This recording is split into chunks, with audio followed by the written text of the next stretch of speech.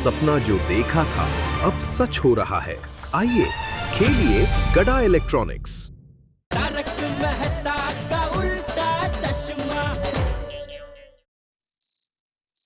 मेरे साहब, हाँ थैंक यू। पता नहीं आज किसका मुंह देखा, बाजार जाते वक्त रास्ते में मुझे 1000 का नोट मिला। अरे वाह, लकी अब्दुल। क्या बात है अब्दुल, ये तो मतलब तुम्हें बिना मेहनत की कमाई हो गई है। भाई बिना मेहनत की कमाई का मजा ही कुछ और होता है, क्यों भिड़े? ए जेठालाल, मैं मेहनत की कमाई खाता हूँ और तुम मुझे क्यों बोल रहे हो? क्या मतलब क्या है तुम्हारा? हाँ? अरे ना भाई, तुम गलत मतलब नहीं, मेरा मतलब वो नहीं है। देखा, अरे छोड़िए ना जेठा भाई, आज सोडा अब्दुल की तरफ से। क्यों अब्दुल? अरे नहीं नहीं नहीं, बाजार से आते वक्त 2000 गिर भी तो गए। ओहो, जैसी करनी वैसी भरनी। ये जेंट्स रुकमणी क्या गलत गलत कहावत बोलता है। एक तो बेचारे के 2000 गिर गए और किधर भी कोई गलत कहावत बोल रहा है तू। आज सोडा का भाव डबल। का डबल है? क्यों? क्यों? तुम खुशी में पार्टी मांग सकते हो तो दुख में साथ नहीं दे सकते? हाँ, अब्दुल की ये बात तो बिल्कुल 16 आने ठीक है दोस्तों। वैसे भाइयों, आप सबने एक बात का गौर किया, ये अंजलि भाभी आई है तब से मेहता साहब मनी मन में कुछ ज्यादा ही मुस्कुरा नहीं रहे हैं? फिर तो आज सोडा मेहता साहब की तरफ से। अरे डॉक्टर हाथी, आप भी ना रहे, इतने बड़े हो तो थोड़ा बड़ा सोचो। क्या सोडे की बात करते हो? अरे घर पे बैठ के सब लोग खाना वाना खाएंगे, खाना वाना खाते नहीं। नहीं यार, घर नहीं, होटल चलते हैं कहीं खाना खाने। होटल में क्यों? घर में ही चलते हैं ना मेहता साहब। हाँ भाई, बहुत दिन हो गए इनको घर का खाना नहीं मिला। जेठालाल, अरे नहीं नहीं, होटल इसलिए आई है साहब क्योंकि देखो, घर चल के अगर हम सब खाना खाएंगे तो बर्तन ज्यादा हो जाएंगे, और ज्यादा बर्तन होंगे तो रुक्मणी को धोने में कितनी मेहनत करनी पड़ेगी, और रुक्मणी को मेहनत करनी पड़ेगी तो अंजलि को बड़ी टेंशन हो जाएगी। अरे हाँ यार, हमारी बीवियों को हमसे ज्यादा चिंता तो वो रुक्मणी की है। और नहीं तो क्या। अरे वो रुक्मिणी के बेटे का बर्थ सर्टिफिकेट निकालने के लिए माधवी ने मुझे म्यूनिसिपैलिटी में भेज दिया।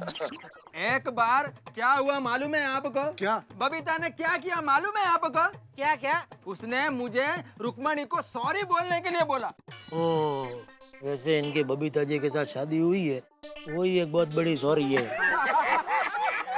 क्या क्या बोला आपने? नहीं, मैं ये बोल रहा था कि आपकी वाइफ के सामने कोई वैल्यू ही नहीं है। नहीं, क्या मतलब है आपका? मतलब हम सबकी बात कर रहा हूँ मैं।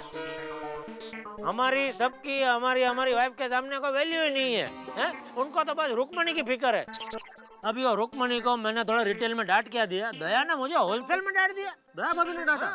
अभी की बात अभी मुझे बोल रही है कि वो रुक्मणी को एक मोबाइल फ्री में गिफ्ट देना है, तो कल दुकान से आते आते एक मोबाइल लेके आना नया। बोलो तो जेठालाल ला के दो ना मोबाइल, क्या फर्क पड़ता है?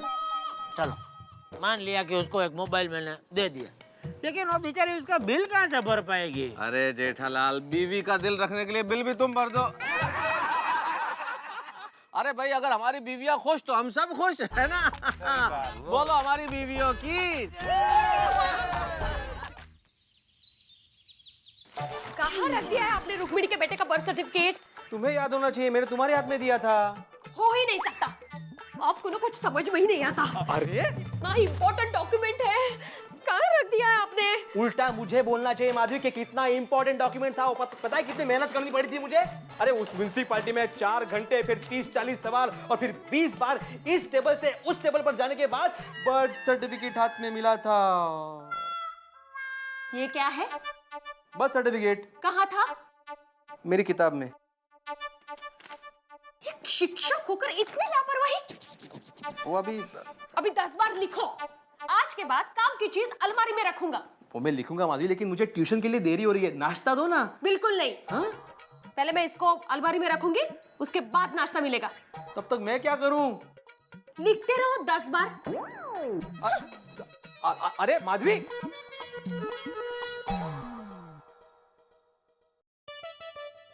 रुक्मणी जी। भाभी जी, ये लो। अरे अरे अरे, ये क्या कर रही है? अरे देवा, भाभी जी माफ कर देना, मुझसे गलती हो गई, मेरा ध्यान ही नहीं था। आपका मोबाइल खराब हो गया? नहीं नहीं, ऐसा कुछ नहीं है। और ये फोन तेरे लिए है, मैं तुझे गिफ्ट दे रही हूँ। मेरे लिए? हाँ। पर क्यों? आज तो मेरा हैप्पी बर्थडे भी नहीं है। हाँ। अरे तो आज मेरा भी हैप्पी बर्थडे नहीं है। ये हैप्पी बर्थडे के लिए नहीं दे रही हूँ, मैं बहुत प्यार से तुम्हें दे रही हूँ। और जब भी मुझे तुम्हारी जरूरत हो तो मैं तुम्हें फोन करके बुला सकूं। नहीं भाभी जी, मेरे को ये मोबाइल नहीं चाहिए। वो कहते हैं ना, दाने दाने पे लिखा है खाने वाले का नाम। नहीं नहीं, वो कहते हैं ना, मोबाइल मोबाइल पे लिखा है बात करने वाले का नाम। अरे आज मैं बहुत खुश हूँ, खुशी से दे रही हूँ, रख ले। नहीं भाभी, मेरे को नहीं चाहिए, माफ कर देना। रुकमणी, रुकमणी, रुक रुक रुकमणी। ये रुकमणी को आज क्या हो गया है? इतनी उदास क्यों है? अरे रुक्मिणी, मैं तो बोलना ही भूल गई, तेरे बेटे का बर्थ सर्टिफिकेट आ गया है। हाँ? जाते वक्त याद से लेके जाना। खुश? जी भाभी। अरे इससे क्या हो गया? रुक्मिणी, वो वॉशिंग मशीन में कपड़े रखे हुए हैं, उसको जाके सुखा दे। और हाँ, मैंने तेरे लिए धान साग बनाया है, खाएगी ना? जी भाभी, मुझे भूख नहीं है।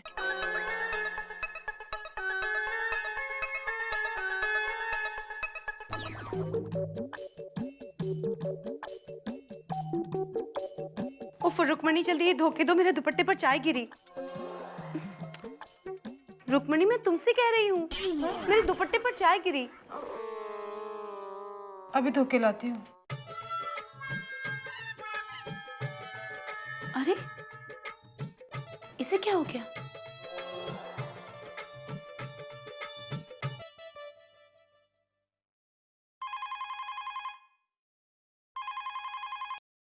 हेलो। हेलो दया भाभी, अंजलि भाभी, ये रुक्मिणी को क्या हुआ? क्यों इतनी उदास है? हाँ, पता नहीं अंजलि भाभी, मेरे घर पर आई ना तब भी वो टेंशन में ही थी। उसको टेंशन में देखकर मुझे भी टेंशन होने लगा है। अरे इतना टेंशन तो मैंने टप्पू के पापा को पहली बार देखा था ना, तब भी नहीं हुआ था। समझ में नहीं आ रहा रुक्मिणी को आखिर टेंशन क्या है? वही तो, शाम को आएगी तब पूछ लेंगे। पहली बार मैंने रुक्मिणी को इतने टेंशन में देखा। क्या प्रॉब्लम होगा? पता नहीं। अरे कुछ टेंशन हो तो कहना तो चाहिए ना। हाँ, अगर वो नहीं बोलेगी तो हमें कैसे पता चलेगा कि उसको क्या प्रॉब्लम है? क्या प्रॉब्लम होगा? क्या प्रॉब्लम होगा? क्या प्रॉब्लम होगा? आएगा।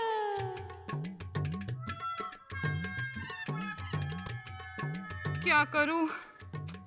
कैसे सब मैडम लोगों से कहूं? अरे देवा, क्या करूं मैं? महिलाओं की हमेशा इज्जत करो। हाँ, अभी सबको 11 बजे गार्डन में बुलाती हूँ। अरे आराम से भाई। अरे भिड़े साहब, जरा एक मिनट। हाँ रुक्मिणी, वो तुम्हारे बेटे का बर्थ सर्टिफिकेट यानी कि जन्म का दाखला माधवी के पास दिया था, मिल गया ना? हाँ। अरे कितनी भीड़ थी वहाँ पे, कैसे लाया हूँ मैं ही जानता हूँ। थैंक यू भिड़े साहब।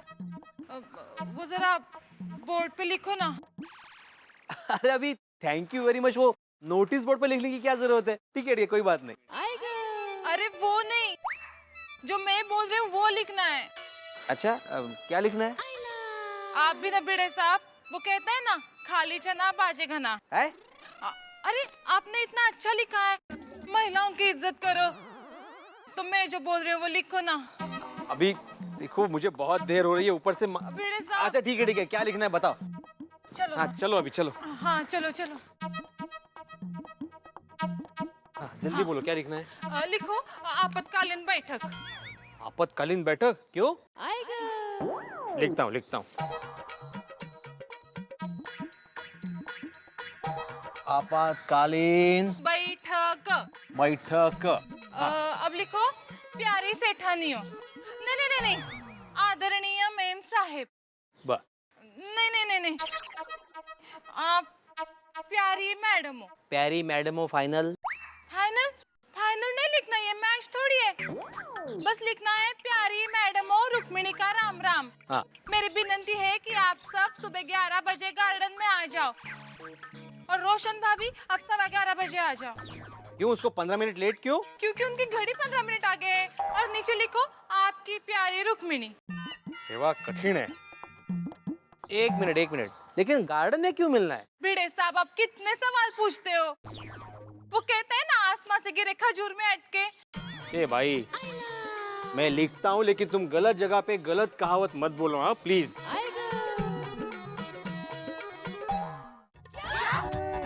रुक्मिणी, तू मजाक कर रही है ना? हाँ। नहीं भाभी जी, मैं एकदम सच बोल रही हूँ। मतलब कल से गोकुलधाम सोसाइटी में काम करने नहीं आओगी? नहीं, मेरे नवरे गणपतराव वामनराव गायतोंडे की कसम। मैंने बहुत सोचा आप सब लोगों को कैसे बताऊंगी। कल रात 10:03 नहीं 10:07 से मैं यही सोच रही हूँ कैसे कहूँ आपको, कैसे कहूँ आपसे। फिर मैं पानी लेने के लिए उठी तो मेरा नवरा है ना गणपत, हाँ। उसने मुझे स्टील का ग्लास भर के पानी दिया। वही ग्लास वो दया भाभी आपने दिया था ना, वो आपको गरबा कंपटीशन में प्राइज मिला था। हाँ, वो याद है मुझे। अरे उस नवरात्रि में तो मैं और भी इनाम जीती थी। अरे और उस दया भाभी, अरे वो नवरात्रि के लिए अलग मीटिंग रखेंगे हम लोग, अभी इसका सोचो। रुक्मिणी, देखो तुम्हें कोई प्रॉब्लम है तो मुझे बताओ, हम सब मिलकर तुम्हारी प्रॉब्लम सॉल्व करने की कोशिश करेंगे। हाँ। अगर तुम्हें ज्यादा पगार की जरूरत हो तो हम लोग पगार बढ़ा भी सकते हैं। हाँ। और हाँ, बेटे को जितनी कहावतें कहना बोल लेना, हमें से कोई नहीं रोकेगा। अरे अगर तू काम करते करते थक गई ना तो एसी में बिंदास सो जा। हाँ रुक्मिणी, और अगर सरकारी कुछ बैंक का काम हो ना तो सोनू के पापा है ना, हाँ, वो करके देंगे तुझे। देखो रुक्मिणी, तुम्हारी जो कोई भी डिमांड हो या तुम्हें जो कुछ भी इच्छा हो ना, हमें बताओ, हम सारी डिमांड तुम्हारी पूरी करने की कोशिश करेंगे। बताओ तुम्हें क्या चाहिए? पति। हाँ? क्या? हाँ? अरे एक पति तो है तुम्हारे पास। वो कहते हैं ना भाभी जी, ऊपर वाला देता है तो छप्पर फाड़ के देता है। इस बार दुख दिया है, छप्पर फाड़ के। क्या? कैसा दुख रुक्मिणी? भाभी जी, वो मेरे पति को उसके सेठ ने नौकरी से निकाल दिया। ओह, पर तुम क्यों नौकरी छोड़ रही हो? हाँ। अरे पति को सुख दुख में साथ देना होता है, नौकरी छोड़ने में नहीं। बराबर। पता है कोमल भाभी, लेकिन अब मेरे पति की नौकरी चली गई, अब उसका पगार भी बंद हो गया। अब सिर्फ मेरे पगार में यहाँ मुंबई में हमको कैसे परवड़ेगा? मेरा पति कहता है अब हम गाँव जाएंगे। पर रुक्मिणी, तुम्हारे पति को नौकरी से निकाला क्यों? वो मेरा पति है ना, वो रोज सुबह 8:40 बजे साइकिल लेके घर से निकलता है, और वो ना उसका जो रुक्मिणी शॉर्ट में बता। हाँ। अभी शॉर्टकट में बोले तो मेरा पति एकदम ईमानदार, अच्छा सच्चा आदमी। एक दिन उसका सेठ ऑफिस में आया और बोला बहुत मंदी चल रही है, आधे लोगों को निकालना पड़ेगा, और उन आधे लोगों में मेरा पति भी था।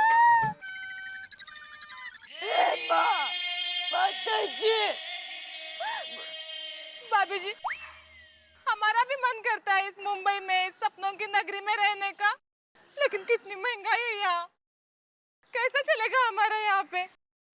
फिर हमने सोचा हम तो जाते हैं अपने गांव, सबको राम राम। अरे नहीं रुक्मिणी, तू इधर आ, इधर बैठ। देख रुक्मिणी, ऐसे हिम्मत हार के शहर छोड़ के नहीं चले जाते। अब एक नौकरी गई है तो दूसरी मिल जाएगी। अरे नहीं भाभी जी, बहुत कोशिश की, लेकिन मेरे पति को नौकरी नहीं मिली। देख, इतनी चिंता मत कर, वैसे भी इस रिसेशन टाइम में सबकी यही हालत है, करे भी तो इंसान क्या करे, है ना? अब हमें तो गाँव ही जाना पड़ेगा। अब सब लोग कितनी अच्छी थी। ए बहन, थी नहीं, अभी भी अच्छी है। हाँ रुक्मिणी, और तू भी कितनी अच्छी है। लेकिन अब तो मैं थी हो गई ना। भाभी जी, गाँव में आप सबकी बहुत याद आएगी। हमें भी, और देखो, तुम्हें कभी भी हिचकी आए ना तो ऐसा ही समझना कि हम सब तुम्हें याद कर रहे हैं। चलो, अगर कोई गलती हो गई हो तो मुझे माफ कर देना।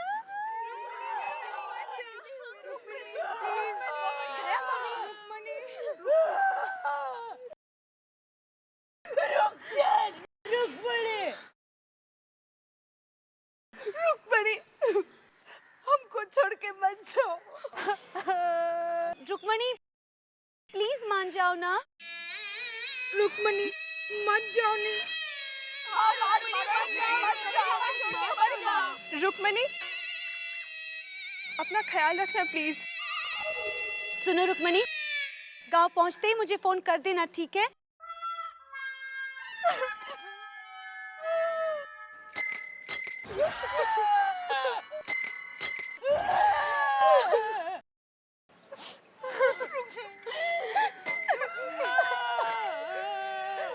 रुक्मणी, अब हम क्या करेंगे?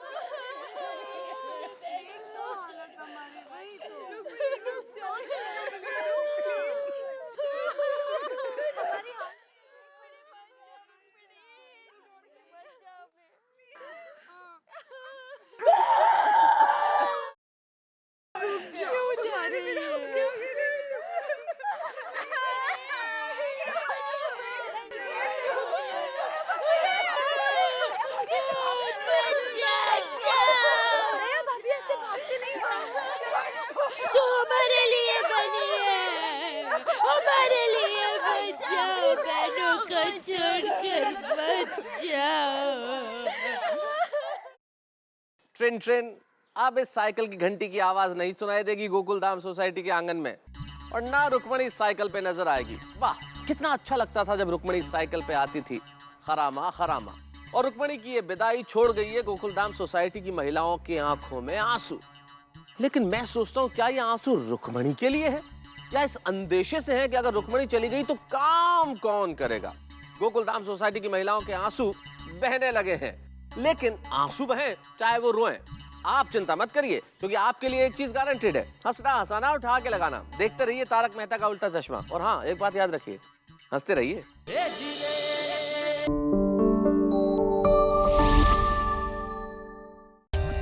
For more updates, subscribe to our channel, click the show links and enjoy watching the videos.